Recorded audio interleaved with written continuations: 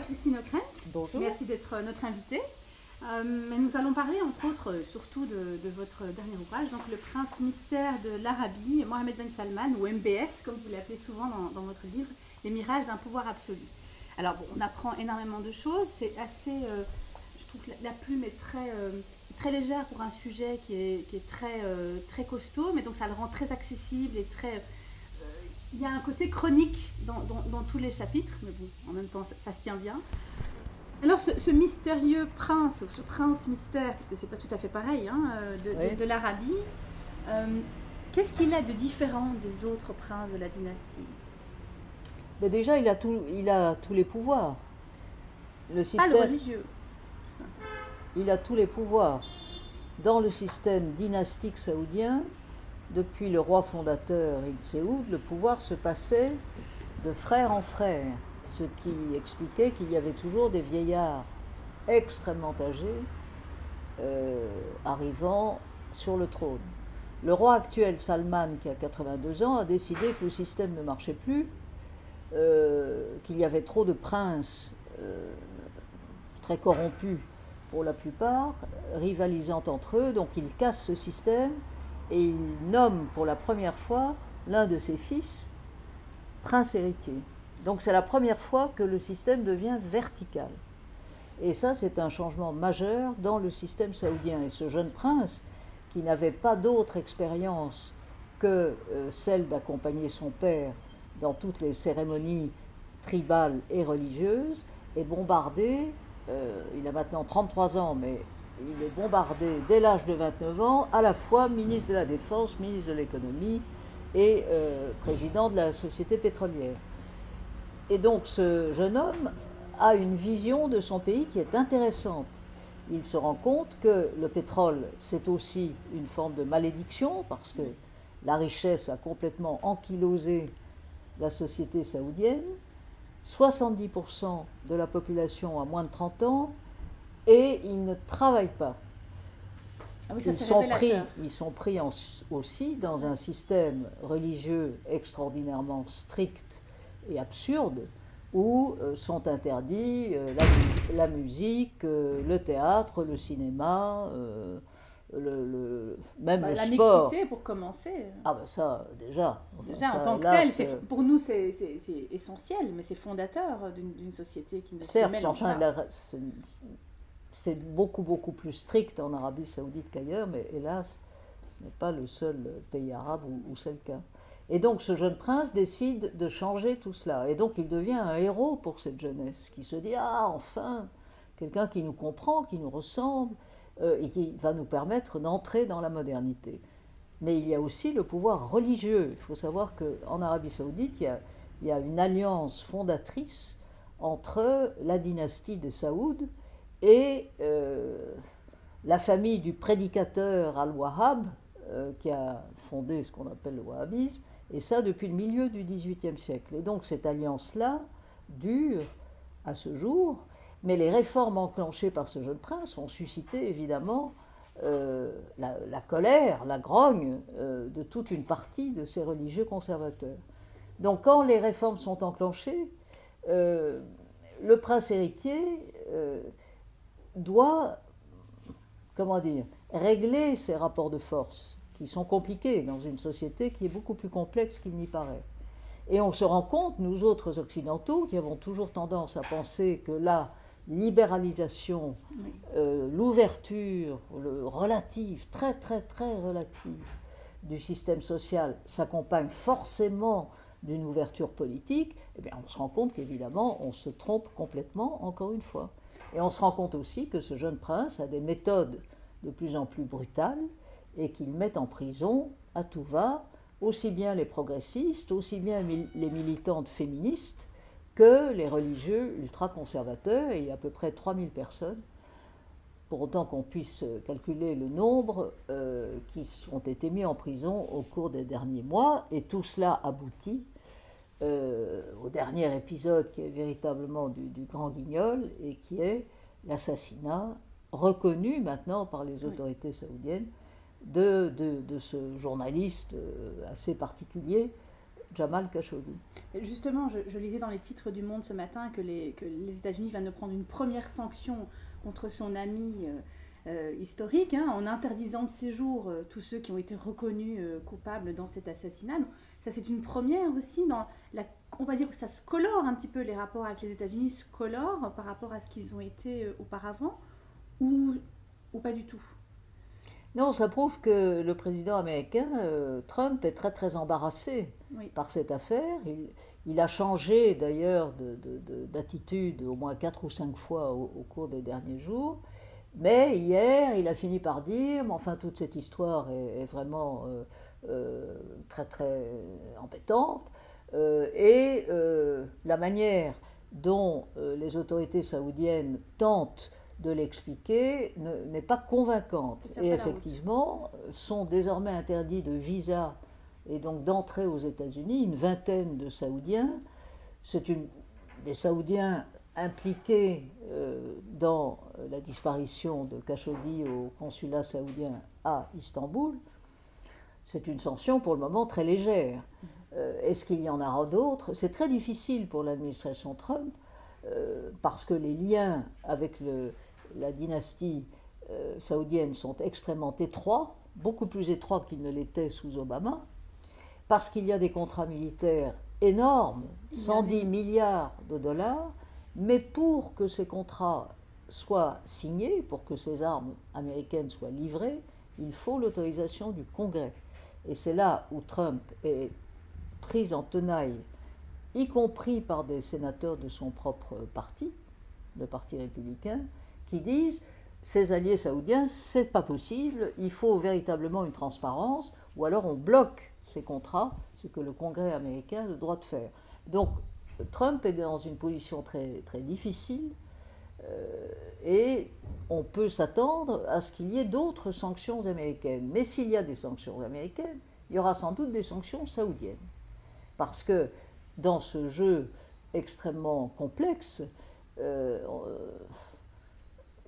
Riyad a déjà dit qu'il ne se laisserait pas faire, et il y a toujours dans les mains du royaume l'arme du pétrole. L'arme ultime. Et donc, il suffit qu'ils réduisent leur production de pétrole pour que le prix automatiquement monte, ce qui est évidemment une menace pour l'économie mondiale. Pourtant, les États-Unis sont devenus un peu plus indépendants en termes de production avec le pétrole gaz de schiste, pardon, je vais la refaire, gaz de schiste.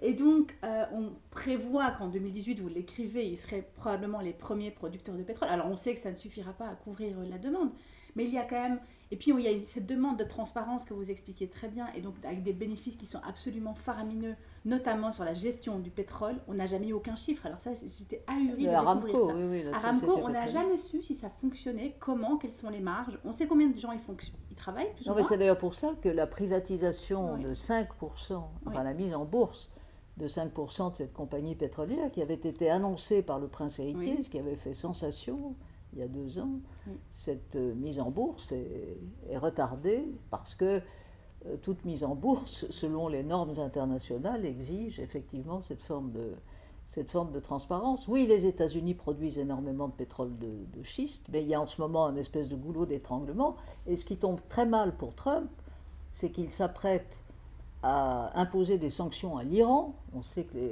les États-Unis sont sortis de l'accord nucléaire, et donc il s'apprête à imposer des sanctions à l'Iran, ce qui veut dire que le pétrole iranien ne pourra plus être exporté vers les pays occidentaux, ce qui va contribuer aussi à faire monter les prix. Et donc Trump comptait sur l'Arabie saoudite pour tenir le prix du pétrole à peu près au niveau actuel, qui est considéré déjà comme relativement élevé. Donc tout ça, ce sont des problématiques entremêlées, complexes, passionnantes, mais voilà, qui rendent la situation encore plus difficile pour tout le monde. C'est une grosse pelote de laine avec plein de fils emmêlés, et d'autant plus qu'ils avaient quand même une base solide qui est celle de l'ennemi commun. On sait qu'on n'a pas mieux pour souder les peuples, en tout cas les ententes, les régimes en tout cas, que l'ennemi commun qui est l'Iran. Donc là-dessus, ils sont solidaires, même vous l'écrivez, alors corrigez-moi, même avec Israël. C'est-à-dire Il y a un il y a un rapprochement. rapprochement avec Israël, avec... Il y a un rapprochement certain ouais. entre le prince héritier euh, et, euh, et Netanyahou, le Premier ministre israélien, par l'intermédiaire du gendre de Donald Trump, C'est ça. Jared Kushner, avec qui ce jeune prince, ils ont le même âge, ils s'intéressent aux mêmes choses, et donc ils étaient persuadés l'un et l'autre, MBS et Jared, qu'ils allaient régler les problèmes du Moyen-Orient, et en particulier la question israélo-palestinienne.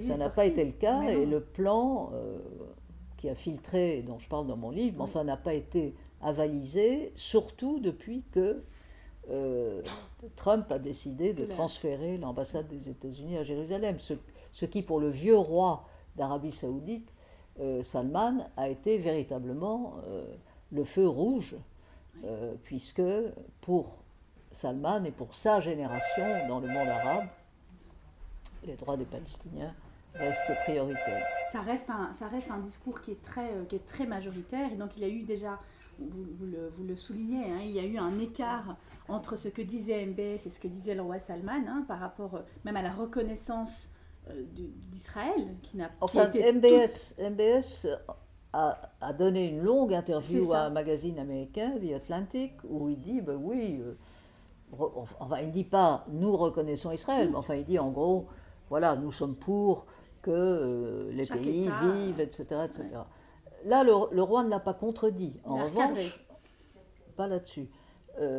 Salman après, encore une fois, le transfert de l'ambassade américaine à Jérusalem, Salman a réaffirmé la priorité des droits palestiniens, ce qui était une manière subtile, mais très très claire, de dire qu'il n'était pas question d'aller de l'avant avec le plan mis au point par MBS et par le gendre de Trump, et qui allait fortement dans le sens des revendications israéliennes.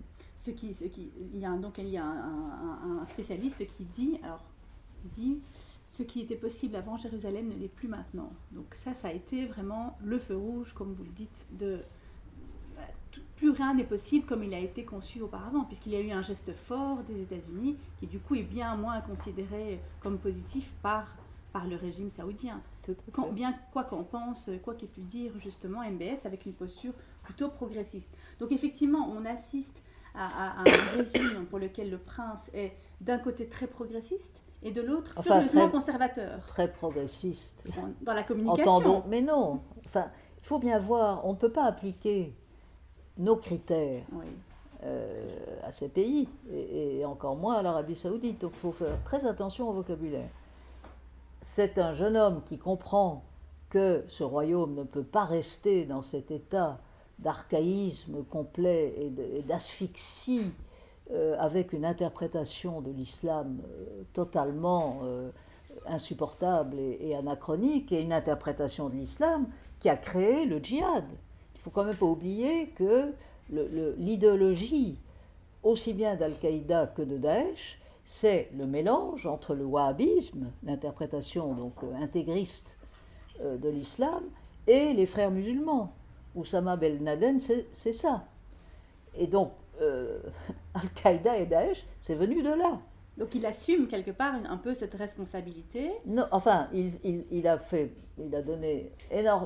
beaucoup d'efforts pour expliquer que l'Arabie Saoudite, ce que personne ne croit, n'était pour rien dans le financement du terrorisme international. Ce qui est vrai et ce qui est méconnu dans nos pays, c'est que l'Arabie Saoudite était considérée en particulier par Daesh comme l'ennemi numéro un. La dynastie, en tout cas, la dynastie saoudienne, ennemi numéro un, avant les États-Unis, avant les pays européens, Dieu sait si des dégâts sanglants ont été commis. Mais donc là aussi, ce jeune prince était un personnage très intéressant, parce qu'il s'est mis à parler d'islam modéré. Alors, dans sa bouche, c'était pas très précis, mais que l'héritier du trône wahhabite utilise ce langage, même s'il a, lui, et son père non plus d'ailleurs, aucun pouvoir pour réformer l'islam, aucun dirigeant n'a le pouvoir de réformer l'islam. Oui, alors... Mais, attendez, je finis ma phrase. Néanmoins, il incarnait un autre visage, un autre langage, et c'était très important aussi pour la jeunesse saoudienne, parce que qui a fourni le gros des troupes de Daesh et d'Al-Qaïda? Les jeunes saoudiens, tournant en rond dans cette société complètement suffocante. Et ça, MBS l'avait très très bien compris, qu'il fallait offrir à cette jeunesse d'abord du travail, les mettre au travail. Il y a 25% au moins de chômage des jeunes en Arabie Saoudite, 50% pour les filles, 25% pour les garçons, et ce sont des gens qui tournent en rond, qui tournent en rond. Et donc il y a toute cette jeunesse, il y a toute une génération, peut-être une génération et demie, qui a commencé par aller se battre contre les soviétiques en Afghanistan. Donc ça, les Américains et nous autres Européens ont trouvé ça épatant. Après, là, ça a donné Al-Qaïda, et après Daesh. Et encore une fois, le gros des bataillons, par rapport à de ce que l'on sait, ce sont des chiffres difficiles à établir, mais c'était essentiellement des Saoudiens. Et d'ailleurs, sur les 17 terroristes qui ont attaqué les tours jumelles le 11 septembre 2001, il y avait 15 Saoudiens. Donc, à partir de là, ce jeune prince incarnait enfin une nouvelle version, une nouvelle vision de ce que pouvait devenir l'Arabie Saoudite. Mais selon des critères qui ne sont pas les nôtres.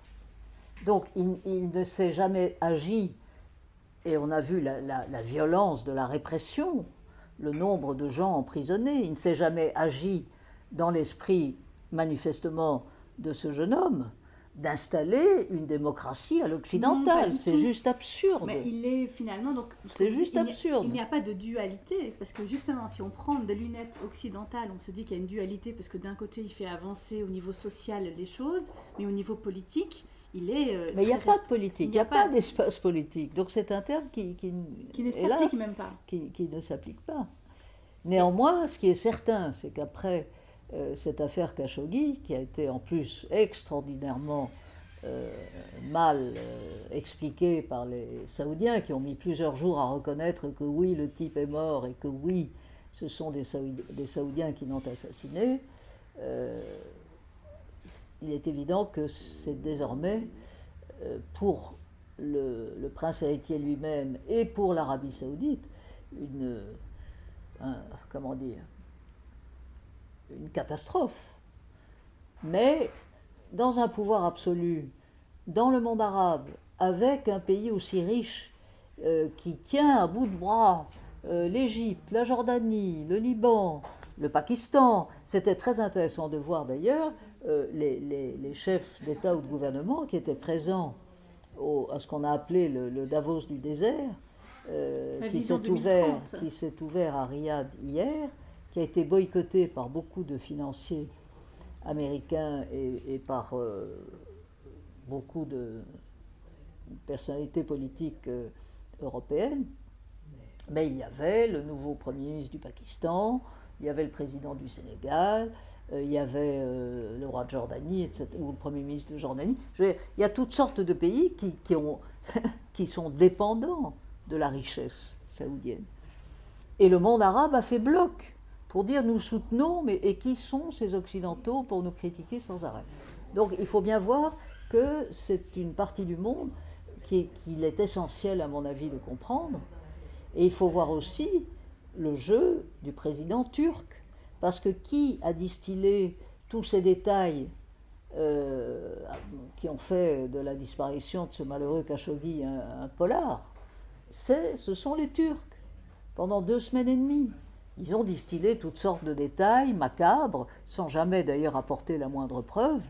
Et le président Erdogan, qui était censé hier, devant son propre Parlement, révéler toute la vérité, n'a rien dit de plus, parce qu'il se garde bien d'accuser nommément soit le roi, avec qui il dit entretenir d'excellents rapports, soit même le prince héritier. Et on sait que l'économie turque étant dans l'état où elle est, avec la devise turque qui a perdu un peu plus de 40% de sa valeur en quelques mois, on peut imaginer que très habilement le président Erdogan négocie aussi, ficelles, hein. Ça c'est sûr, mais négocie aussi quelques quelques investissements, quelques prêts saoudiens pour renflouer son économie. Donc on est dans une culture, et on terminera là-dessus, où il y a beaucoup de mystères, de la rumeur, un peu d'opacité quand même. On sait qu'on ne parle pas de gros sous, dès qu'on parle de sous, les choses deviennent un peu floues, etc. Et donc on avance dans une direction qu'on pourrait voir comme nous, comme de la modernité, mais en fait qui est tout à fait autre chose. C'est une vision essentiellement économique. En 2030, il faut réinvestir l'argent du pétrole, il faut être dans l'éducation, il faut être dans l'ouverture, mais c'est une structure sociale et économique, mais on ne parle pas de politique. Mais encore une fois, la politique, ça ne veut rien dire. Dans un régime complètement opaque et autoritaire, donc, et paranoïaque, néanmoins, où il y a quand même la déflagration de cette histoire Khashoggi a quand même ébranlé à l'intérieur du système. Mais comme le jeune prince héritier avait eu l'habileté d'écarter les princes tout-puissants, ses cousins, les fils du roi précédent, qui avaient encore les moyens de l'empêcher de concentrer tous les pouvoirs à son profit, on ne sait pas très bien d'où peut venir la déstabilisation de MBS. Ce qui est sûr, c'est que le roi Salman lui a confié, ce qui est une manière de le conforter aux yeux de l'Occident, une nouvelle mission, il y a quelques jours, de réorganiser les services secrets saoudiens. Donc voilà ce jeune prince avec, un instrument de plus dans sa panoplie. Merci Christine Ockrent. Donc le prince mystère de l'Arabie, les mirages d'un pouvoir absolu. Donc je pense que ça introduit et ça conclut bien le sujet. Merci. Merci.